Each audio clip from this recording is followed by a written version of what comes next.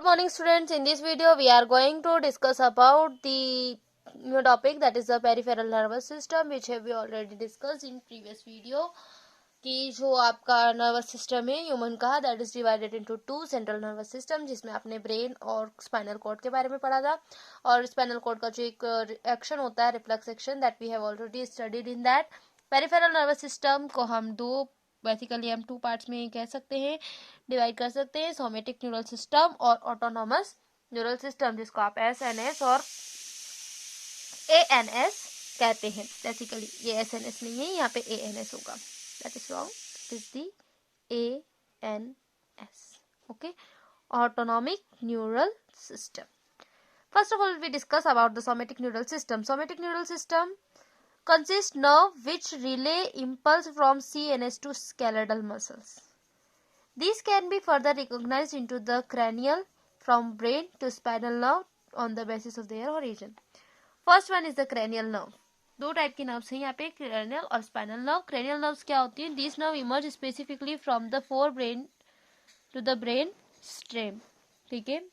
And spinal nerves की अगर हम बात करते हैं तो all spinal nerves are mixed and having sensory and motor fibres in approximately equal numbers. In human, 31 pair of spinal nerves are present in the cervical, that means 8 pairs, thoracic 12 pairs, lumbar 5 pairs, scalars 5 pairs and coccygeal 1 pair. ठीक है. तो ये आप ध्यान रखिएगा spinal nerves के numbers. जैसे basically आपने वर्टिब्रल कॉलम्स में अगर जब याद किए होंगे तो आपको ये इजीली लर्न रह जाएंगे. There are 10 pairs of cranial nerves in the fishes and amphibians and 12 pairs of rest in the higher chordates. Based on their functions, the nerve fibers of PNS are divided into two groups. Nerve fibers को उनके function के basis पे दो कर सकते हैं, afferent fiber और efferent fiber.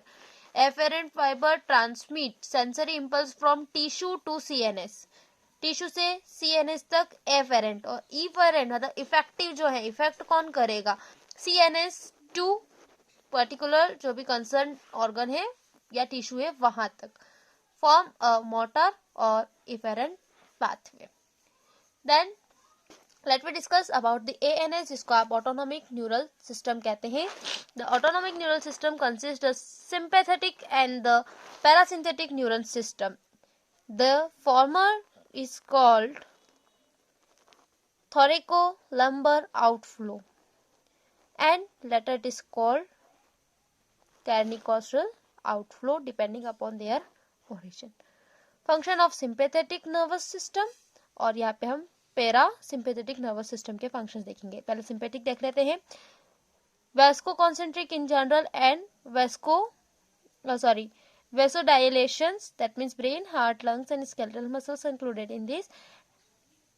Dilates pupil, increase lacrimal gland secretions, inhibits the salivary gland, digestive glands and accelerate heartbeat.